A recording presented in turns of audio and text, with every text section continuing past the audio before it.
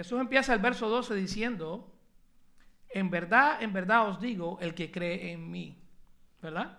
Y esta simple frase, ahí encontramos algo exclusivo y algo inclusivo, si miramos bien. Exclusivo, ¿por qué? Porque Jesús solamente dice que el que cree en mí es el que va a hacer esas obras. Solamente el que cree en Jesús, solo los que creen, ¿ok?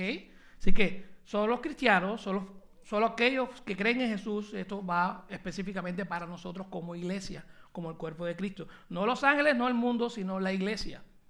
Nosotros, como le decía ahorita, somos representantes de Cristo aquí en la tierra y somos nosotros los que tenemos esta responsabilidad de hacer las obras de Cristo. El texto dice, el que cree en mí. Así que simplemente los creyentes, ¿verdad? La iglesia son los que van a hacer las obras que Cristo hace. ¿Quiénes son los que creen, verdad? Esa es la pregunta que vendría. Ahora, bueno, ¿quiénes son los que creen? Y Jesús mismo nos da la respuesta en Juan 6:40 y no se va a salir esto en la pantalla. Jesús decía en 6:40, porque esta es la voluntad de mi Padre, que todo aquel que ve al Hijo y cree en Él, tenga vida eterna y yo mismo lo resucitaré en el día final. Así que, ¿quiénes son los que creen? Nosotros, ¿verdad? Todos aquellos que hemos creído en Jesús como nuestro único Salvador, como nuestro único suficiente Salvador, la iglesia. Así que los que creen son aquellos que han puesto su fe en Jesús, los que han recibido la vida eterna, como dice este pasaje aquí en Juan 6:40, la vida eterna, la salvación que Cristo solamente puede ofrecer. Su iglesia, ¿verdad? Comprada con su sangre en la cruz, nosotros, su pueblo redimido y por supuesto la iglesia Vertical Miami, ¿verdad? Esto es algo también inclusivo, aparte de ser algo exclusivo. Es exclusivo porque es solamente para creyentes, pero dentro de la iglesia es inclusivo. ¿Por qué? Porque esto incluye a todos los creyentes. Y esta es una de las cosas que nosotros muchas veces fallamos. Incluye a todos los que creen en Jesús, aquellos que tienen vida eterna, no solamente para pastores. Este mandato, esta afirmación de que nosotros los discípulos vamos a hacer las obras de Cristo, no solamente para cristianos maduros, no solamente para líderes, esto es para todo el mundo, para todo el que cree. Si usted cree en Jesús como su único Salvador, si ha puesto su fe en Él como único Salvador, usted hace las obras de Él. Así que hay una inclusión acá, no hay una exclusión, es para todos los creyentes esta responsabilidad de hacer las obras de Cristo. En Romanos 10, 14, 15, Pablo nos dice que la responsabilidad inclusive de predicar del Evangelio cae sobre los cristianos. Vamos a leerlo. Romanos 10, 14, 15, este es Pablo hablando. Dice, ¿cómo pues invocarán a aquel en quien no han creído? ¿Y cómo creerán en aquel de quien no han oído? ¿Y cómo oirán sin haber quien les predique? ¿Y cómo predicarán si no son enviados? Tal como está escrito, cuán hermosos son los pies de los que anuncian el Evangelio de bien. Y aquí, por supuesto, Pablo está hablando, ¿quién va a ir a predicar al mundo perdido si no el cristiano? ¿Quién va a hacer las obras de Cristo si no la iglesia? Tenemos que hacer nosotros, ¿verdad? Segunda de Corintios 5, del 18 al 20, Pablo también hablaba acerca del ministerio que tenemos nosotros como cristianos. Ya está aquí en la pantalla. Segunda de Corintios 5, del 18 al 20, decía Pablo, y todo esto procede de Dios, quien nos reconcilió consigo mismo por medio de Cristo. Ya Dios nos salvó, ¿verdad? Y esto entonces tiene como consecuencia de que nos dio el ministerio de la reconciliación, es el Evangelio. A saber que Dios estaba en Cristo reconciliando al mundo consigo mismo, no tomando en cuenta a los hombres sus transgresiones, y nos ha encomendado, ¿a quién? A nosotros, a la iglesia, ¿verdad? A los que creen. Nos ha encomendado a nosotros la palabra de la reconciliación. Esto es el Evangelio que está aquí en la palabra del Señor, aquí en la Biblia. Por tanto, como consecuencia de esto, ¿qué somos nosotros entonces? Somos embajadores de Cristo, somos representantes de Cristo, como decía ahorita acá en la tierra. Como si Dios rogara por medio de nosotros, en nombre de Cristo rogamos, reconciliados con Dios. Y cuando leemos esta primera parte del verso 12, podemos ver entonces que los discípulos de Cristo, que la iglesia como tal, están diseñados para estar en movimiento, ¿verdad? No hay nada pasivo aquí en esta afirmación.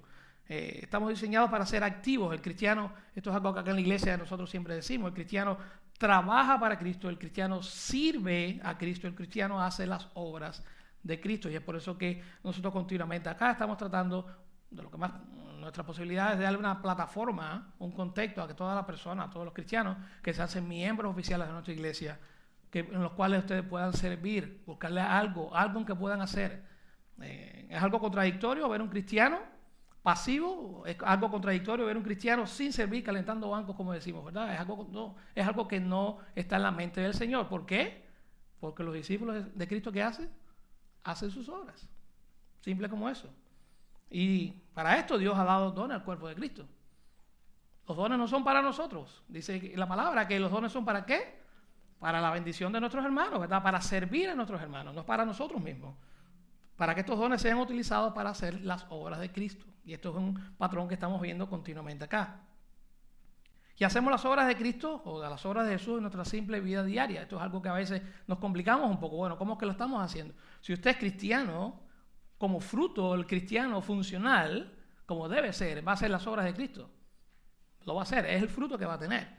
Y hemos sido regenerados por el Espíritu Santo. Ya nuestra mente, por supuesto, no es ya aquella mente carnal que pensaba en nosotros mismos nada más, ¿verdad?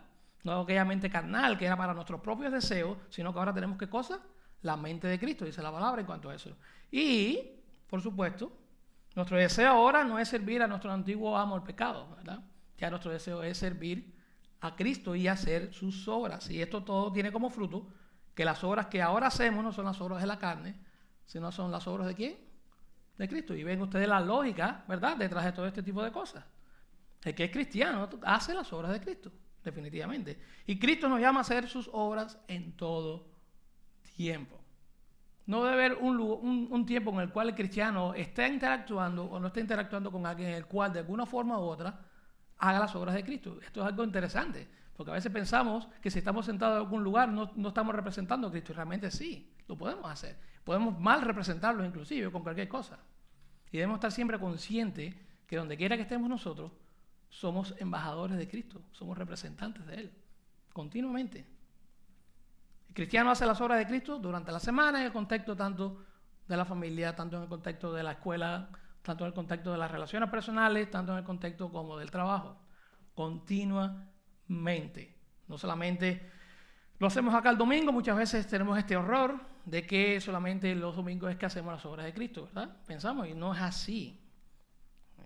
No es suficiente solamente hacerla aquí el domingo, y una de las cosas que el cristiano más tiene problemas ya, y una de las cosas que yo he experimentado, es que el cristiano inclusive sirve mejor a Cristo el domingo y no durante la semana. Y de alguna forma u otra nos engañamos a nosotros mismos cuando pensamos de que porque servimos el domingo a Cristo, de alguna forma el Señor nos va a dar un pase durante la semana, si no lo hacemos, por lo menos el domingo lo hicimos. Y no es lo que está diciendo Cristo aquí. Los discípulos hacen las obras de Cristo en todo tiempo, no solamente el domingo, no solamente en contexto de iglesia, cosa que es bien importante definitivamente, porque está la otra parte también, aquellos que piensan que solamente durante la semana hacen las obras, pero en el domingo no quieren servir en la iglesia. Eso sabemos que no funciona así. Pero hay que tener un balance en cuanto a esto. Y esto, como les decía ahorita, ¿se aplica a quién? A todos, ¿verdad?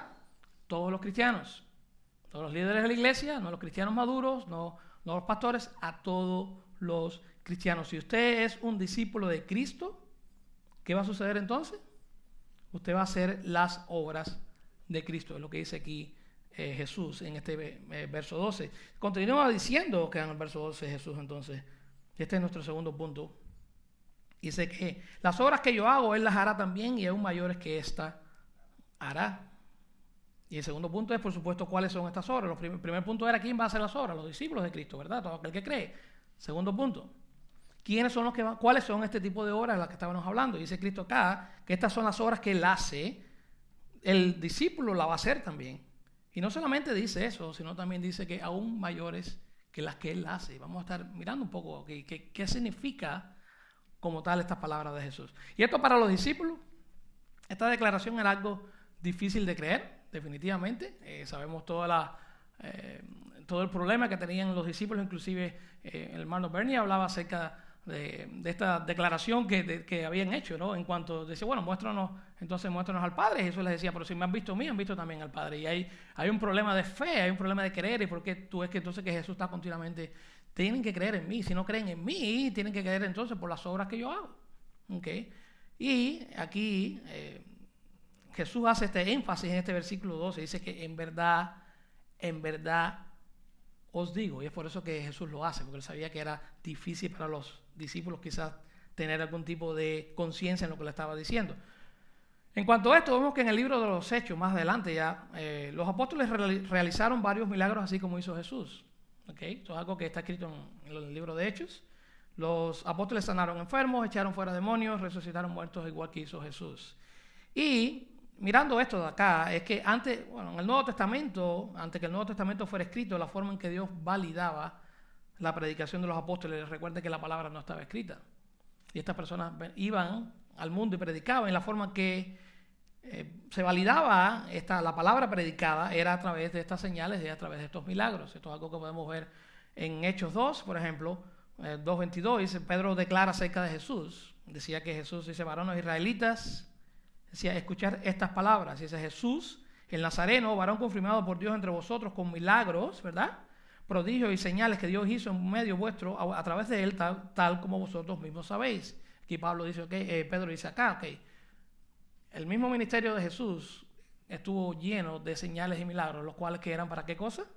Para confirmar quién era, ¿verdad? Su divinidad. Y vemos entonces como algo paralelo también en 2 Corintios 12:12, dice Pablo, dice, entre vosotros se operaron las señales de un verdadero apóstol, hablando de los apóstoles, ¿con qué? Con toda perseverancia, ¿por medio de qué? De señales, prodigios y milagros. Es algo paralelo. Lo mismo que hizo Cristo para validar su mensaje, los apóstoles también lo hicieron en Hechos, ¿verdad? Al principio de la iglesia. Y en Hebreos 2:3-4 también se proclama, dice, ¿cómo escaparemos nosotros si descuidamos una salvación tan grande? Está hablando acerca del Evangelio. Dice, la cual, esta salvación, dice, después que fue anunciada primeramente por medio del Señor, ¿no? ¿Okay? Jesús la anunció mientras estuvo aquí viviendo acá en esta tierra. Dice que nos fue entonces confirmada. Había una necesidad de que se confirmara este mismo mensaje por los que oyeron, dice, testificando Dios juntamente con ellos, usando ¿qué?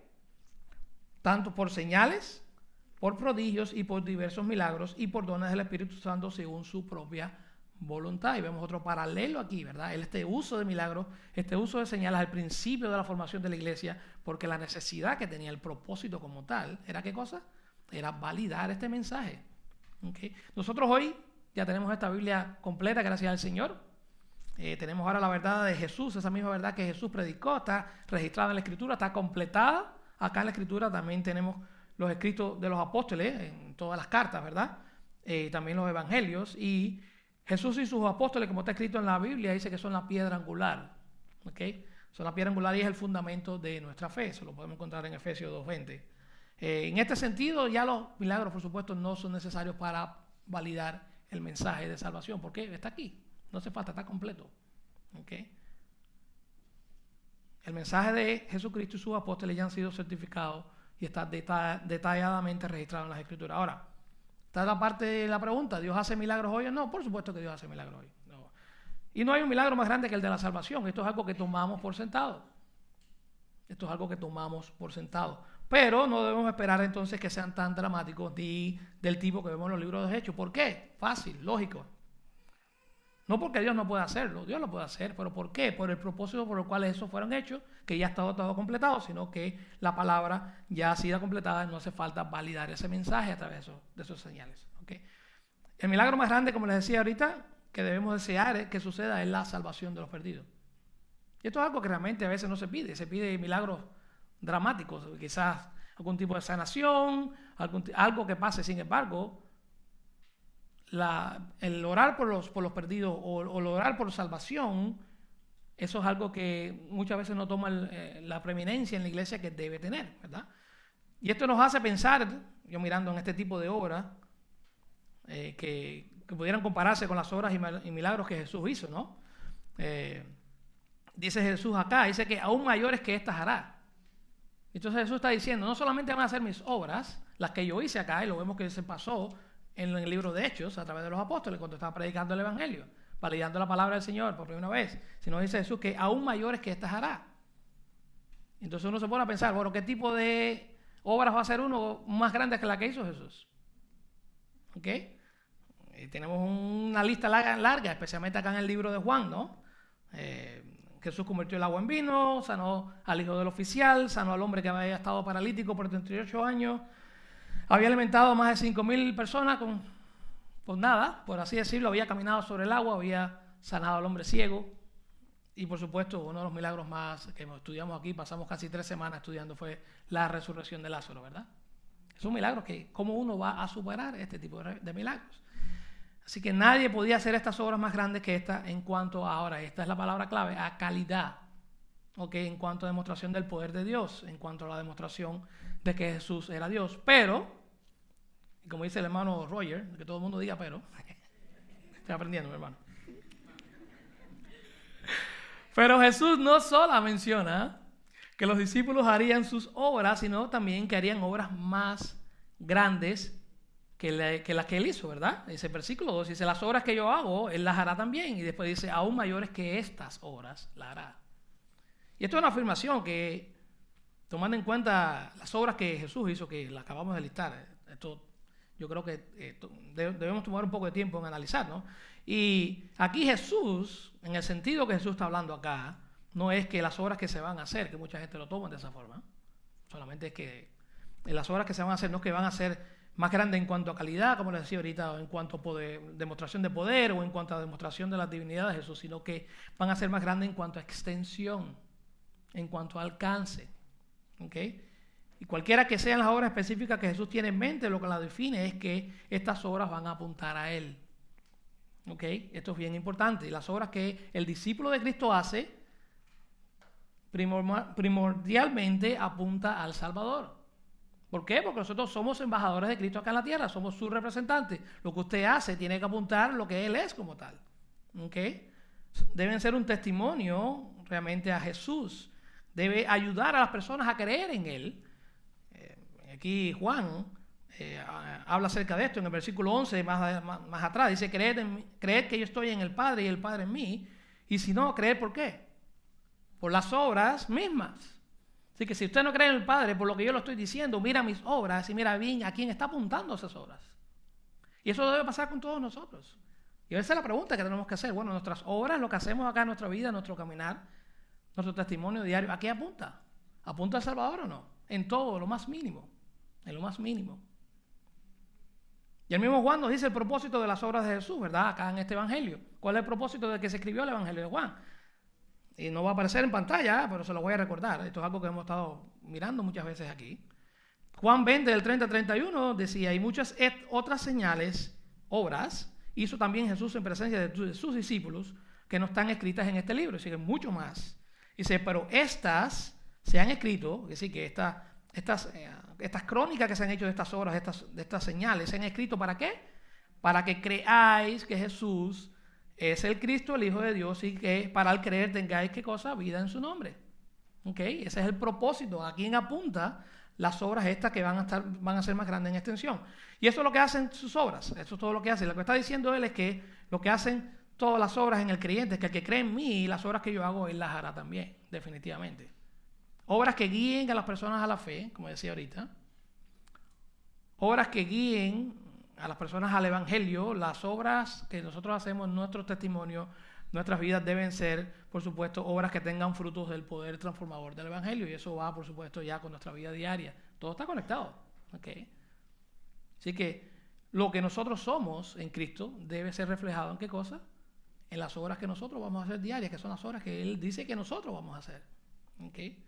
Una vez leí de un autor cristiano, no recuerdo bien, decía que muchas veces la primera Biblia que muchos no creyentes leen es tu testimonio, es tu vida. Eso es lo que pasa, ¿verdad? Muchas personas quizás nunca han leído la Biblia, pero pueden tener la primera visión, por así decirlo, de Dios o de quién Cristo es cuando ve tu testimonio. Y eso es algo real. El testimonio, nosotros, las obras de Cristo presentes en nuestras vidas que apuntan entonces al Salvador.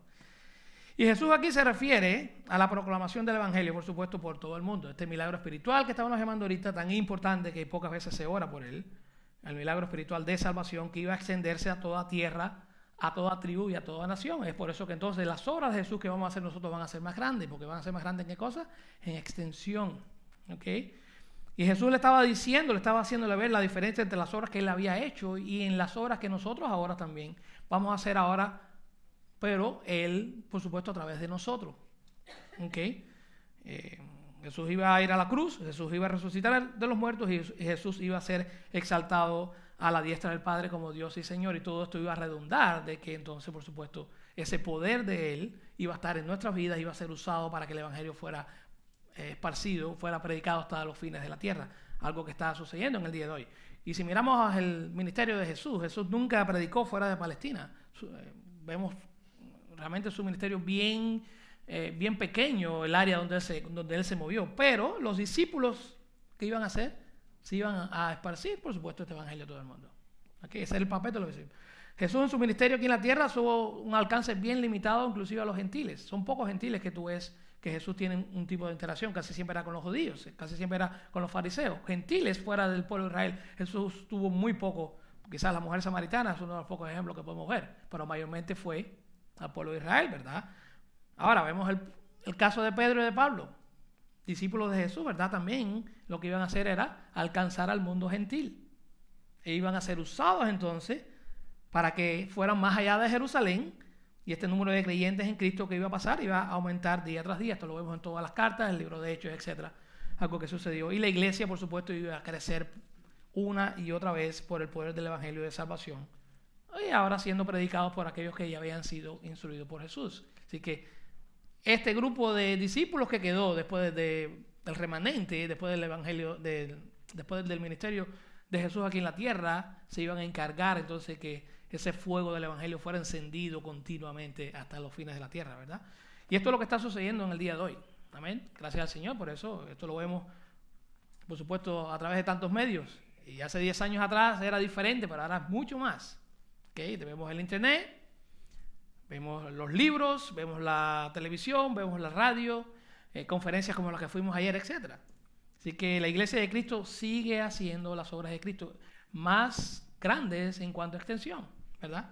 Y predicando el Evangelio a pesar de tanta oposición que hay, especialmente en los días de hoy, y a pesar de todos los ataques de Satanás. Y nosotros, una cosa que no podemos desconectarnos de este mensaje es que nosotros aquí en la Iglesia Vertical Miami formamos parte de esos discípulos que hacen esas obras. Nosotros lo hacemos aquí también. Amén. Gracias al Señor por eso. Así que todos los cristianos hacemos estas obras, todos, sin exclusión ninguna. Efesios 2:10 nos dice que somos hechura suya de Cristo. Dice que somos creados ¿para qué? ¿Se recuerdan el versículo? Para hacer buenas obras. Y vuelve la palabra de nuevo acá. Así que la palabra llama a los cristianos, inclusive llama a la luz del mundo, la luz de Cristo, ¿verdad? Es lo que tenemos que hacer. Interesante el versículo acá, el pasaje en Mateo 5, 14 y 16, le va a salir ahí. Pasaje bien conocido, dice que este es Jesús hablando de los discípulos, hablando también de lo que somos nosotros, ¿verdad? Dice, vosotros sois ¿qué cosa? La luz del mundo, una ciudad situada sobre un monte. ¿Qué es lo que no se puede hacer con una ciudad sobre un monte? No se puede ocultar, ¿verdad? Dice, enciende una lámpara y se pone debajo de un almud. Almud es una especie de recipiente, de vasija, sino sobre el candelero y alumbra a todos los que están en la casa. Dice, así brille vuestra luz delante de los hombres para que vean ¿qué cosa? Vuestras buenas ¿qué? Acciones, vuestras buenas obras, ¿verdad? Y entonces, ¿qué va a suceder cuando eso pase? ¿Van a ser glorificados ustedes? No. Y glorifiquen a vuestro Padre que está en los cielos. Y esto es lo que hace el discípulo de Cristo. Hace las obras de Cristo ¿para qué? Dan testimonio de Cristo ¿para qué? Para que apunten al Salvador y no al cristiano que las hace. ¿Okay? Punto número 3 y final. Esto es versículo 13. Bueno, final del versículo 12 y versículos 13 y 14. Sigue diciendo Jesús acá. Final del versículo 12 dice, y aún mayores que estas hará, dice Jesús, porque yo voy al Padre. ¿Ok? Versículo 13 dice, todo lo que pidáis en mi nombre lo haré para que el Padre sea glorificado en el Hijo. Versículo 14, si me pedís algo en mi nombre, yo lo haré. Y una de las cosas que vemos acá, por supuesto, Jesús conocía la necesidad de los discípulos de su provisión para poder hacer sus obras. Conocía su pecado, conocía su falta de organización, conocía su falta de fe, como también la tenemos nosotros, conocía su necesidad de guía, de poder. Y es por esto entonces que Jesús no solamente dice, los discípulos hacen las obras de Cristo, pero yo no solamente lo voy a dejar solo. Ustedes no lo van a poder hacer si yo no doy mi provisión. Y la provisión que yo les voy a dar acá, los medios, es lo que vamos a estar mirando aquí. Primeramente Jesús dice, los medios que les voy a proveer, primeramente, final del versículo 12 dice, va a ser por el poder del Espíritu Santo. Esto es lo primero que vemos aquí. ¿Cómo vemos qué es el poder del Espíritu Santo? Aquí no lo dice, pero Jesús continúa diciendo, mejor dicho, Jesús expande más esta misma idea un poco más adelante en la carta de Juan. Juan 14:26, vemos a Jesús diciendo, pero el Consolador, el Espíritu Santo, a quien el Padre enviará en mi nombre, Él os enseñará todas las cosas y os recordará lo que os he dicho. Okay. Juan 16:7 dice, pero yo os digo la verdad, os conviene que yo me vaya, porque si yo no me voy, ¿qué va a suceder? El Consolador no vendrá a vosotros, pero si me voy, os lo enviaré. Y Jesús termina el verso 12 diciendo, porque yo voy al Padre, y nos preguntamos entonces, ¿cómo es posible que sea algo bueno que la partida de Jesús, dejar a los discípulos solos? ¿Verdad? No tiene ningún tipo de lógica. Y Jesús, por supuesto, en estos versículos que está mirando aquí, está dando la razón. ¿Por qué? Porque si yo me voy, ¿a quién me voy a enviar? Al Espíritu Santo, al Consolador, aquel que va a estar permanentemente morando en vuestras vidas, ¿verdad? Y la razón es, por supuesto, de que el Espíritu Santo iba a venir y esto nos iba a dar a nosotros el poder, a los discípulos nos iba a dar el poder necesario para hacer las obras de Cristo. Y no solamente las obras de Cristo, sino las obras que estamos hablando ahorita aún más grandes, mayores. El Espíritu Santo les iba a dar el poder a los discípulos y por supuesto a nosotros también, el poder de llevar el Evangelio a todas partes, no solamente a Jerusalén, sino hasta los confines de la tierra, ¿verdad? Y Hechos 1:8 habla acerca de eso. Jesús le decía a los discípulos, pero recibiréis poder en cuanto el Espíritu Santo venga sobre vosotros. ¿Y qué va a pasar? ¿Me seréis qué cosa? Testigos en Jerusalén. ¿Dónde más? Toda Judea, en Samaria, ¿y hasta cuándo? Y hasta los confines de la tierra. La primera provisión que nos da Jesús aquí es el Espíritu Santo, su presencia, que tanta necesidad tenemos, ¿verdad? Y no solamente su presencia, sino su presencia permanente. Y con eso viene su poder para llevar estas obras adelante. Okay. Y esta promesa del Espíritu Santo de que Jesús hacía para enviar al Espíritu Santo, esto le daba a los discípulos de una forma u otra un poco más de consolación. Recuerden, ellos todavía en su mente estaba más bien que Jesús se iba a ir y no iba a volver. Y ellos pensaban entonces vamos a estar solos en medio de todo esto. Y aunque Jesús ya no iba a estar de forma presente, de forma física, sí iba a estar de forma permanente en sus vidas a través del Espíritu Santo, cosa que sucede también con nosotros ahora, ¿no? Y esto le iba a dar el poder necesario para llevar la obra que el Señor había comenzado. Y aquí, por supuesto, algo lógico que sale de aquí es que podemos hacer las obras de Cristo. ¿Por qué? Porque tenemos su Espíritu Santo primeramente. Y esto de alguna forma nos humilla, ¿no? Nos quita toda deseo o todo tipo de, por así decirlo, de jactancia en cuanto a decir que todo lo que hacemos por nuestra propia fuerza o por nuestra propia inteligencia o con nuestra propia sabiduría. Sabemos que no es así. La provisión que tenemos de Jesús, de Dios, el Espíritu Santo, es lo que hubiera hecho, es lo que hace posible todo este tipo de cosas. Así que Jesús provee a su iglesia lo que necesitamos para llevar a cabo su obra aquí en la tierra, primeramente. Su presencia continua a través del Espíritu Santo, que nos guía a toda verdad, que nos da el poder de llevar adelante sus obras, que nos convence del pecado y que también nos da acceso a su persona. ¿A través de qué? De la otra provisión que viene ahora, que es a través de la oración. Así que no solamente nos da el Espíritu Santo, no solamente Jesús nos da su presencia, sino también nos da comunicación con Él, íntima. Y una comunicación que no solamente es una comunicación de un solo lado, sino desde dos lados, ¿verdad? Es a través de la oración. Versículos 13 y 14, Jesús acá hace esta afirmación: todo lo que pidáis en mi nombre lo haré para que el Padre sea, ¿qué cosa? Glorificado en el Hijo. Si me pedís algo en mi nombre, yo lo haré.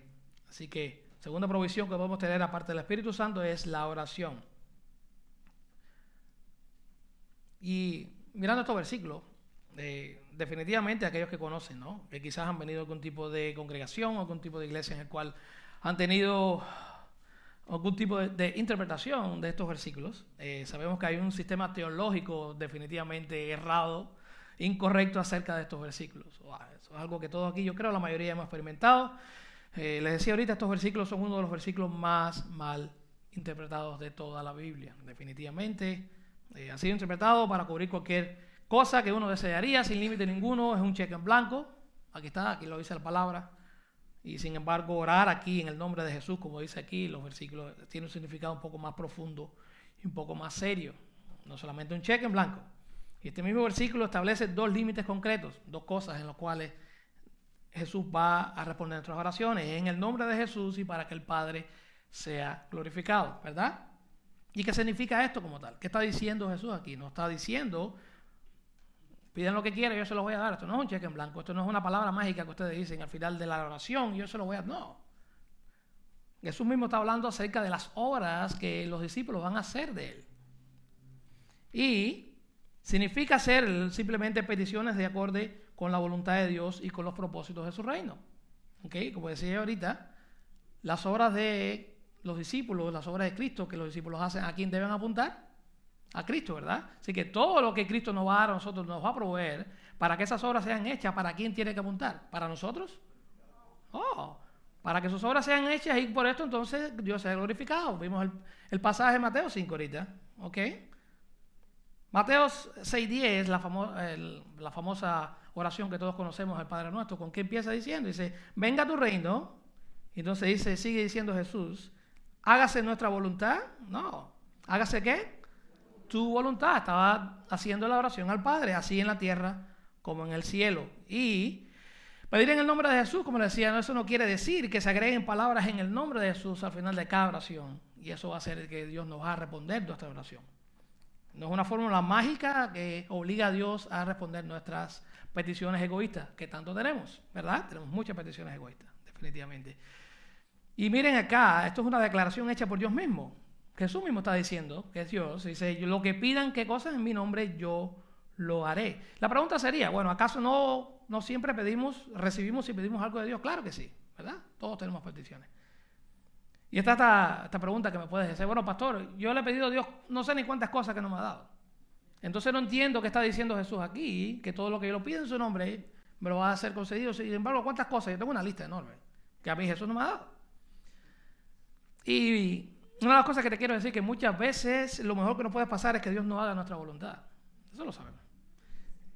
Que no nos dé las peticiones que le estamos haciendo. Yo no sé ustedes, pero yo no quiero que Dios o que se haga mi voluntad manchada por el pecado, definitivamente, en peticiones que yo haga al Señor, ¿verdad? No quiero que Dios me dé esas peticiones que muchas veces están llenas, como le decía ahorita, de motivaciones egoístas, carnales o sin ninguna sabiduría. Muchas veces pedimos sin sabiduría, ¿verdad? Pueden pensar en la lista de cosas que le han pedido a Dios en sus vidas, que si Dios se los hubiera dado, ahora sería un desastre, ¿verdad? Todo el mundo tiene eso. Dice, wow, si Dios a mí me hubiera dado lo que yo le pedí,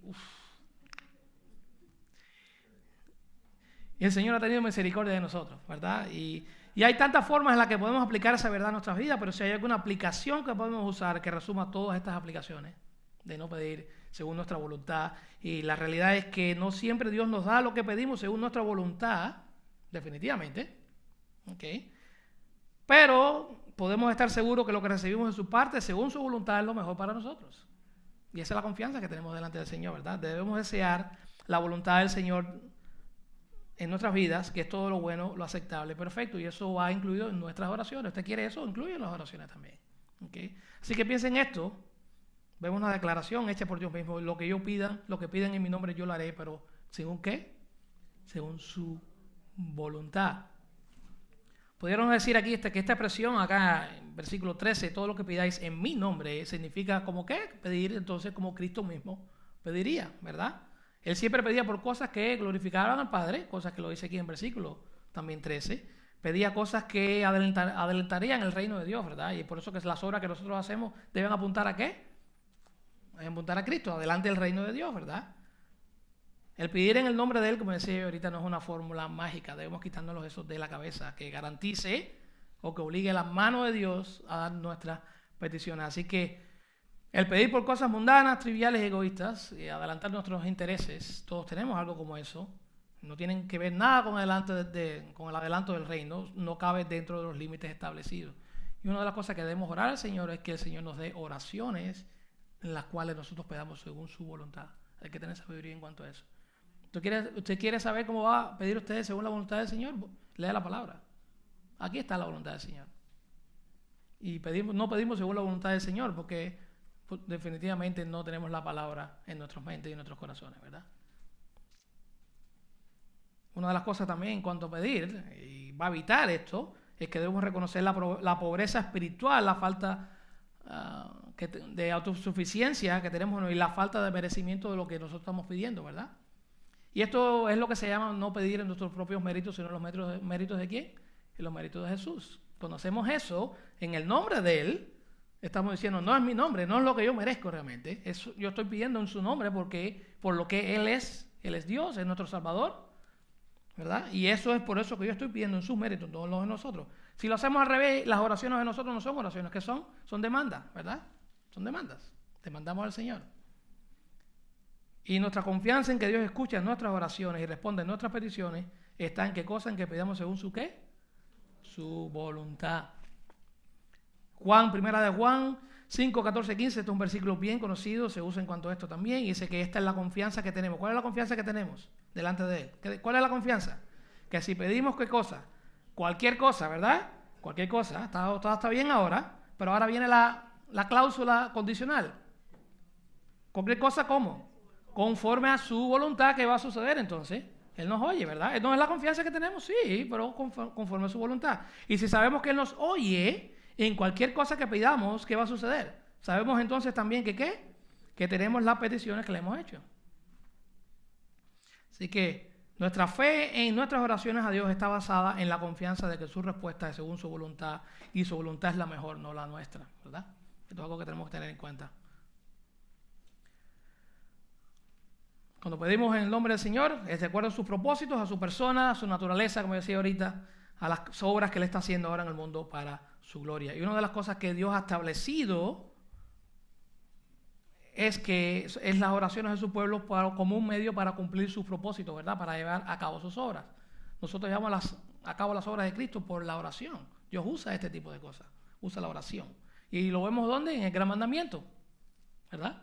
Jesús realmente, cuando nos manda a predicar el Evangelio, una de las cosas que nos manda es ir a Él en oración, depender de Él. De todo poder me ha sido dado y debido a ese poder, este es el mandamiento que yo les doy y entonces la única forma que lo podemos hacer es a través de su poder, ¿okay? Es la única forma que vamos a llevar el Evangelio hacia adelante. La oración de su pueblo es uno de los medios que Cristo utiliza para llevar a cabo sus obras acá en el mundo. Dios obra a través y en las oraciones de su pueblo. Así que es bien importante. ¿Usted quiere ser fiel a Cristo en su ministerio? ¿Usted quiere ser fiel a Cristo en su servir? Ore. Es lo principal. Ore, la oración. Una de las cosas que, quería recordarles definitivamente, la reunión de oración que tenemos la semana que viene. Fue buen tiempo la semana los que estuvimos acá presentes, ¿verdad? Y esto es algo que queremos en una iglesia que ore. La única forma que vamos a ser fieles al Señor y llevar su hora adelante es a través de la oración. Así que no pierda la oportunidad la semana que viene a las 10:30 de la mañana, el domingo, en la reunión de acá de oración. Algo interesante acá en el versículo 13 es que no se especifica a quién se debe dirigir la oración, pero en el verso 14 sí aclara que es a Jesús. Esto es algo que puedan aprender aquí. Y esta aclaración no contradice otros pasajes que indican que debemos orar a quién, al Padre, ¿verdad? Esto es algo que hemos visto acá. Pero aquí lo que hace Juan definitivamente, no hay una contradicción. Juan lo que hace es que establece una relación tan íntima entre el Padre y el Hijo que es lo mismo orar al Padre que orar al Hijo. Estamos viendo, por supuesto, la Trinidad representada aquí. Así que la oración puede ser dirigida a cualquiera de los dos sin omitir al otro. No debe temer en cuanto a eso. Y la oración dirigida a Él, o por medio de Él, llega al Padre. Y además, una de las cosas que Jesús está diciendo en este versículo es que Jesús es el que cosa, el que contesta la oración, ¿verdad? Le dice, yo la haré. Así que aquí Jesús declara con estas palabras que Él sería el autor de todas las obras que la iglesia va a hacer en su nombre. Todo viene de Él. No son obras de nosotros, son sus obras. Y básicamente la oración lo que iba a tener era un puente entre las necesidades de sus discípulos, las necesidades de su iglesia, de nosotros, y también un puente entre los recursos abundantes que encontramos solamente en Jesús, ¿verdad? Para poder hacer sus obras. Así que, versículo 14, Jesús repite su declaración, y esto es para darle el énfasis, ¿no?, a los discípulos. Si me pedís algo en mi nombre, yo lo haré. ¿Y todo esto cuál es el propósito? Para la gloria del Padre, ¿verdad? Para la gloria del Padre. Y el propósito de Cristo al responder las oraciones de su pueblo es para que el Padre sea glorificado. Eso es algo que debemos tener en cuenta. No para nosotros, no para ser exaltados nosotros en nuestro ministerio, no para que nos vaya bien, no para tener algún tipo de fama. No, es para que Dios se lleve toda la gloria en todo lo que hagamos. Y ese fue el ministerio aquí en Jesús. El propósito principal fue siempre, Él decía, yo estoy acá para el Padre se lleve la gloria en todo lo que yo hago. ¿Okay? Y el propósito ahora aquí seguía siendo el mismo que Jesús tenía en su ministerio terrenal, empoderar a los discípulos, a nosotros, ¿a través de qué cosa? A través de la oración y a través del Espíritu Santo. ¿Para qué? Para poder hacer sus obras, y con esto, ¿quién se lleva la gloria? El Padre también. ¿Okay? Y esto es lo que diría Jesús en este momento. Yo pienso que algo como esto le decía, Jesús le podía haber dicho a los discípulos: les doy el Espíritu Santo, les doy el poder de Cristo crucificado, resucitado, y ahora les prometo que pueden pedir cualquier cosa en mi nombre para esta misión, para la gloria de mi Padre. Básicamente esto es lo que resume, ¿verdad? Para la gloria de Cristo y no para la gloria de nosotros. Y cada oración que nosotros hagamos debe tener este filtro. Si usted tiene ese filtro en sus oraciones, entonces usted va a ver sus oraciones contestadas. ¿Por qué? Porque van a ser según la voluntad del Señor. Y aquí estamos en esta tierra para hacer las obras de Cristo, ¿verdad? Pero no para hacerlo a nuestra manera. Solamente la podemos hacer ser efectivos como tal si la hacemos según los medios que Él nos ha provisto. Los discípulos de Cristo hacen sus obras, algo tan sencillo. Eso no, pero ¿cómo podemos entonces nosotros hacer ministerio acá en la iglesia? Algo sencillo, a través de la oración y a través del poder que nos da el Espíritu Santo, a través de la guía, a través de la sabiduría que necesitamos. Ahí está, ¿verdad? Y la iglesia no solamente ha sido llamada a hacer las obras de Cristo, sino también que Cristo le ha dado la provisión para poder hacerla, la oración y el poder del Espíritu Santo. Y la iglesia empieza a ser inefectiva cuando echa eso a un lado.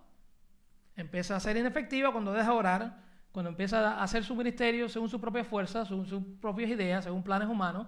La Biblia no toma el poder de autoridad que debe tener acá en la iglesia. Y esto no solamente sucede a nivel congregacional, sino también sucede a nivel, ¿qué cosa? Individual, ¿verdad? Eso nos pasa a todos nosotros, ¿no? Cuando tratamos de vivir nuestra vida con nuestras propias fuerzas, con nuestros propios medios, nuestras propias ideas, nuestros propios razonamientos, las vidas cristianas que vamos a tener van a ser vidas como inefectivas también. No vamos a poder hacer las obras de Cristo de una forma fiel. ¿Por qué? Porque no las estamos haciendo según su provisión. La primera pregunta, para terminar, mirando todo esto, es que si estamos haciendo primero las obras de Cristo. ¿La estamos haciendo? ¿Qué estamos haciendo como tal? Estamos sirviendo en la iglesia, estamos predicando el Evangelio, estamos siendo testigos del mundo de la salvación que tenemos. ¿Cómo nos estamos comportando? Puede ver el mundo en nuestras obras y ver la obra de Dios en nuestras vidas. Puede apuntar, wow. ¿Puede hacerlo? Sí. Podemos realmente predicar el Evangelio de una forma tal de que no va a ser rechazado el mensaje porque tenemos un mal testimonio delante de esa persona. Piensa en eso. Y la otra pregunta sería, por supuesto, ¿cómo lo estamos haciendo? ¿Qué recursos estamos usando? A veces nos sentimos cansados, a veces nos sentimos deprimidos, a veces estamos desanimados, a veces no sabemos qué hacer. Y realmente lo que no estamos haciendo es utilizando los recursos que Cristo nos ha dado. La oración y la fuerza que podemos tener y la guía que podemos tener en su palabra, por supuesto, a través del Espíritu Santo, ¿verdad? Y esta es la pregunta, ¿cómo lo estamos haciendo? ¿Cómo estamos haciendo esas obras? ¿No? Los discípulos de Cristo definitivamente hacen sus obras. Eso es algo que nos debemos llevar hoy. Y esto debe ser algo en nuestra vida presente, tan natural, tan lógico, como es el mismo respirar. ¿Ok? Para eso estamos acá. Si ustedes creen en Jesús, como dice el versículo 12, si usted cree en Él, dice que cree en mí, las obras que yo hago también Él hará. Y no solamente va a hacer estas obras, sino va a hacer obras más grandes en cuanto ahora nos toca a nosotros la predicación del Evangelio. Amén. Vamos a orar.